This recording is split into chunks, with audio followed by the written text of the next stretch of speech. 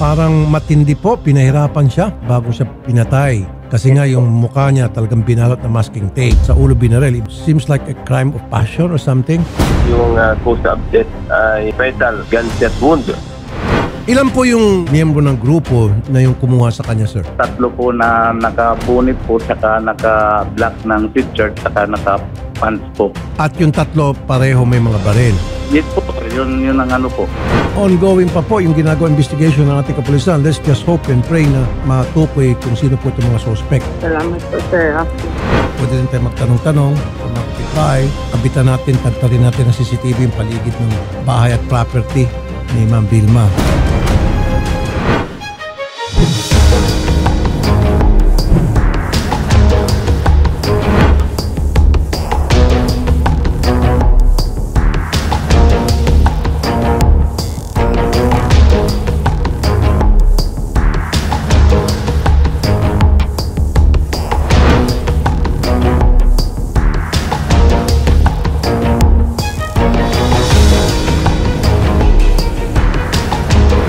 Saan po ba dito eksaktong nangyari yung pagdukot po dito po sa inyong kapatid na si Ma'am Akini?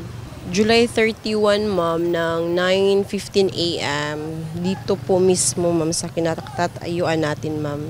Dito siya hintay siya ng masasakyan niya, tapos mga 9:16 a.m. may sasakyan dito na Wigo, black yung kulay. Tapos lumabas yung 3 armadong lalaki. Dito siya kinuha. Tapos nanlaban pa yung kapatid ko. Sabi nung mga nakakita sa kanya. Ilan po kayo yung doon sa mga nakakita kung saan dinukot po yung isang babae? Marami-rami po kami, ma'am. Si Akini dinukot po sa tapat ng kanilang bahay po. Yun lang. Tapos hindi kami nakaano kasi armado po sila. Ilan po yung dumukot? Mga 4 siguro, ma'am. So, nung time ba na yun, nakikita nyo na yung sasakyan na nakastay doon or mabilis lang din yung pagpark niya doon sa kabilang daan? Mabilis lang po, ma'am. Nakita nyo ba yung mga pagmumukha nung mga lalaking dumukot? Hindi, ma'am. Anong suot nila? Naka-face mask po sila, ma'am. Tapos yung kulay itim lang po, mata lang po yung kita nila, ma'am. Hindi po makita yung mukha. Kaya din po kami natawag ng pulis dahil sa takot na lang. Kami po ay muling nakikiramay sa pagkawala po or pagkamatay po ni Ma'am Akini. Kamusta po kayo ngayon, yung family niyo po? Ganun pa rin po, ma'am. Nagluluksa pa rin kami sa pagkawala ng kapatid ko. Takot din po kami kasi hindi namin alam kung sino yung gumawa. Baka balikan kami dito sa bahay or sa labas ng bahay. Meron na po bang update ang PNP about po dito sa case po? As of now, ma'am, wala pa po kaming natatanggap na update. Ma'am, ano po ba yung nangyari? Bakit umabot po sa punto na ito pong si Ma'am Akini ay natagpuan na lamang walang buhay sa Dalampasigan? Ma'am, July 31, dinukot siya sa harap ng tindahan namin. Tapos, nawala siya ng mga ilang araw. Tapos, nabalitaan na lang namin sa Tacloban na may katawan na palutang-lutang sa dagat. Ako mismo, na-confirm ko na kapatid ko yung babaeng nakalutang sa dagat sa Tacloban. Hindi ako makapaniwala. Tapos nang lumupo ako sa nangyari sa kapatid ko na hindi makatao po yung ginawa sa kanya. Hindi ko po lubos maisip bakit nangyari yun sa kapatid ko. Si Akini is masayahin na tao, ma'am. Palabiro. Tapos sa mga anak niya, siya lang kasi yung tumatay yung magulang. Kasi single mother siya. Before po ba ay wala siyang nakwento sa inyo na merong nagbanta sa kanyang buhay? Wala naman po siyang nakikwento sa amin. Sa pamilya niya, wala po. Sobrang naapektuhan po kami, ma'am, kasi sa nangyari kay Akini is parang nagka-trauma na din kami na lumabas ng bahay. Tapos pag may mga sasakyan na tented, takot na kami. Tapos dito sa amin, if may mga taong hindi namin kilala, mga unfamiliar na mga mukha, natatakot kami agad. Tapos tumatawag agad kami ng pulis to check lang ba if sino yung mga tao. Sana po is mabigyan po ng hustisya yung kapatid ko po para sa mga anak niya po na 3 na maliliit pa na naulila.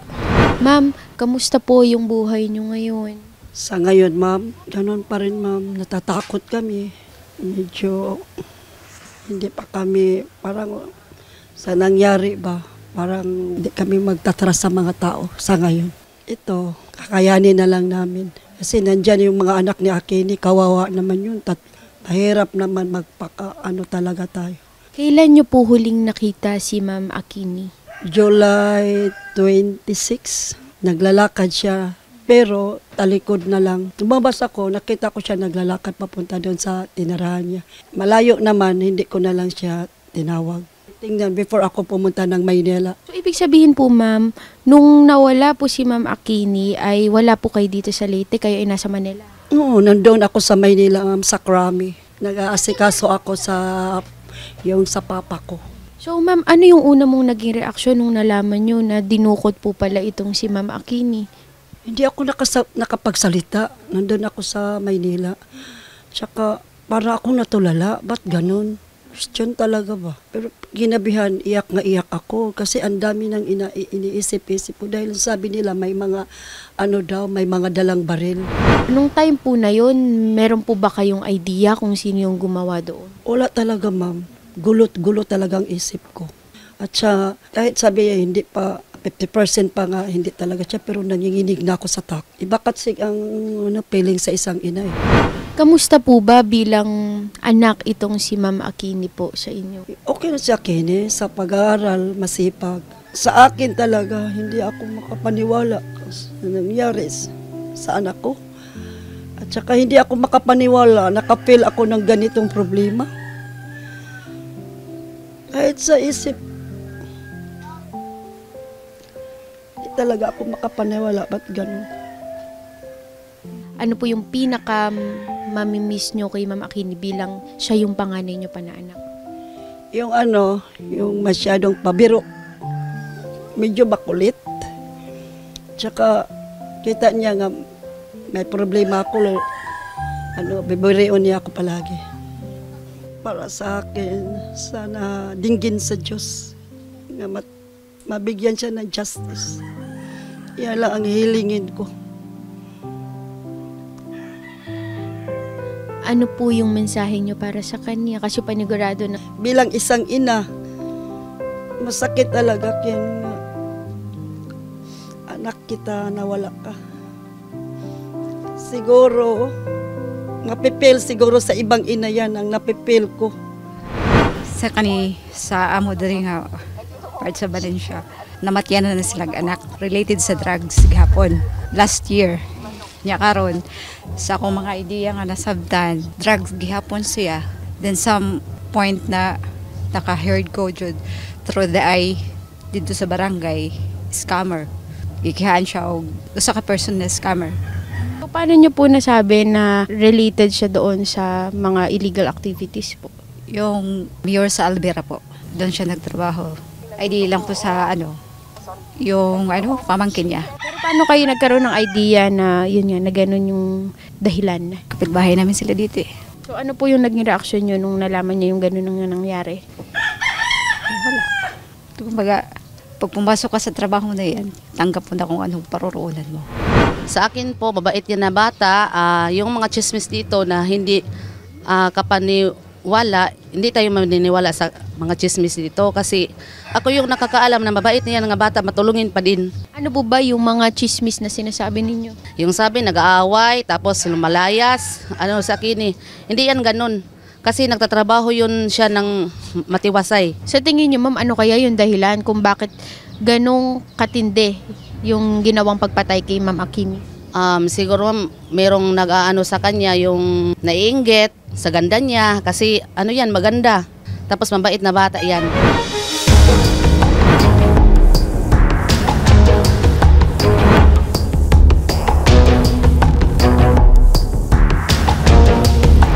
Sa ngayon po, yung update natin yan, nakunan naman po yung nanay po ng biktima ng affidavit, tsaka yung bata. Kakausap ko lang actually kanina yung chief of police mismo, tsaka yung investigator. May naano na sila na witness na mag-corroborate, i-schedule na lang nila sa station para kunan po ng affidavit upang ma-file na po natin yung case. May person of interest po tayo na tinututukan. Hindi po natin pwede i-disclose yung person of interest natin para po hindi ma-compromise yung investigation natin at saka yung filing of case na gagawin po natin. Regarding naman po dito, Colonel, sa ating ballistic result and sa fingerprints, ano na po ba yung balita po doon? Yung mga result po ng mga test po na ginawa, since sa Tacloban naman po nakita yung bangkay, sila po yung requesting party noon sa mga examination na ginawa. May result na po yun, ma'am. Pag nag-file tayo, hihingi po tayo ng copy of the result po para i-attach po natin sa case folder po natin. Kausapin po natin yung operations officer namin dahil sila naman po yung nagdi-dispatch ng personnel, nagdi-deploy po pertaining po sa mga security matter, yung ganun. Kakausapin ko po, ipapaabot ko po sa kanila yung pangamba po ng family po ng victim na natatakot po dahil allegedly may mga umaali-aligid na mga tao sa kanila na hindi mga kilala na nakikita upang gawan po ng kaukulang security measures.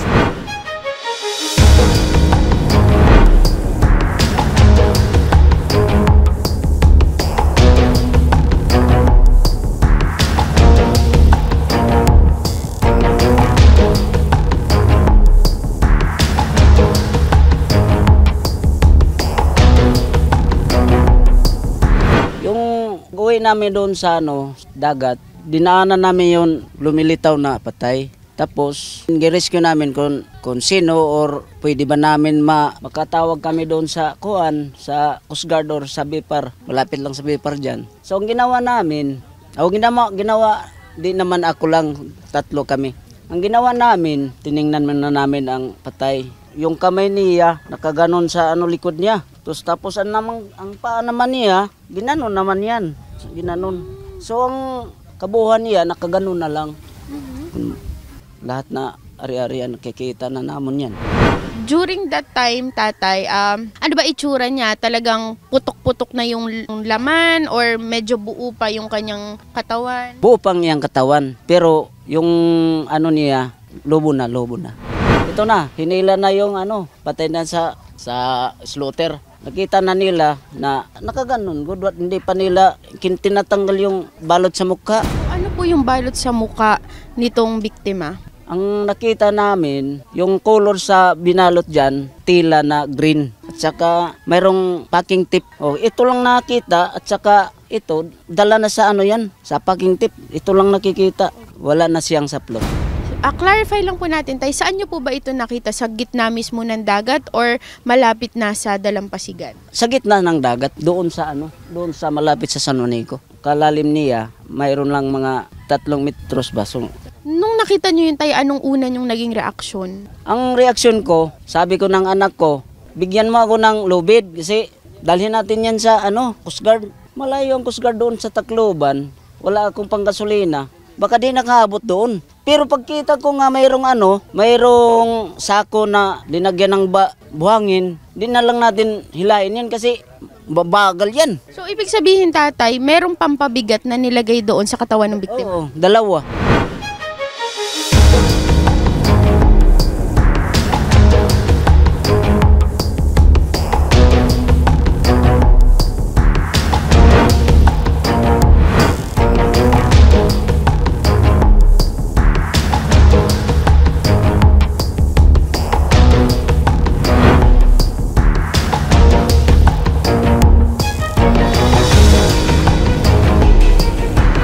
Sir, ngayon po ay na-install na po natin yung mga CCTV cameras po sa family po nila Ma'am Patricia.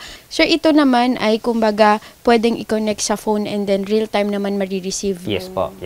About naman dun, sir, sa quality nung ating mga camera, so kumbaga makikita naman talaga yung mga tao na lalabas at papasok dito sa vicinity nila. Yes po. So sir, ito pong 4 na camera, kumbaga magdamag naman po siyang mag-ooperate and then hindi naman kumbaga mamamatay kapag walang wifi. So far kahit hindi siya hindi connected sa wifi, ongoing pa rin yung recording natin. 24 hours. Sa phone mo, as long as may data, kahit makamonitor ka, kahit nasa labas ka, Malaki naman po ang kanyang storage. Yes po. Maraming salamat kay Sir Raffy Tulfo po sa CCTV na pinangako niya. Malaking tulong po ito sa aming seguridad dito, ma'am, sa bahay para mapanatag yung loob namin, na mamonitor namin yung mga taong pumapasok dito. At salamat po sa pag-investigate din po sa pagtulong sa amin na mabigyan ng hustisya yung kapatid ko po. So huwag kayong mag-alala, ma'am, dahil from time to time ay nakamonitor po kami hanggang sa ma-file po ninyo yung kaso sa korte, hanggang sa magkaroon ng warrant yung mga taong gumawa dito sa pagpatay kay Ma'am Arquini. And bukod po doon, ma'am, ay meron din pong pinapaabot si Senator Raffy Tulfo na 15,000 pesos po na financial assistance. Sir Raffy, salamat sa bulawanon mong puso. Salamat. Maraming salamat po Sir Raffy Tulfo sa CCTV po na inyong pinangako at na-install na po ito sa bahay namin. Malaking tulong po ito sa seguridad po namin, tapos sa financial assistance po para sa mga bata. Maraming salamat po Sir Raffy. Sana po magtuloy-tuloy po ang hustisya para sa kapatid ko po. Mapigilan, ikaw ang naging takbuhan ng mga inaabuso. Pakasarap na merong tulad mong aming takbuhan. Upang makamit namin ang asam na katarungan. Dahil sa iyo di na kami pwedeng apak-apakan. Wala nang mga tao na maghahari-harian. Salamat sa pagtulong ng walang kapalit. Nakita yun lahat ni Lord, siya na bahalang magbalik. Salamat.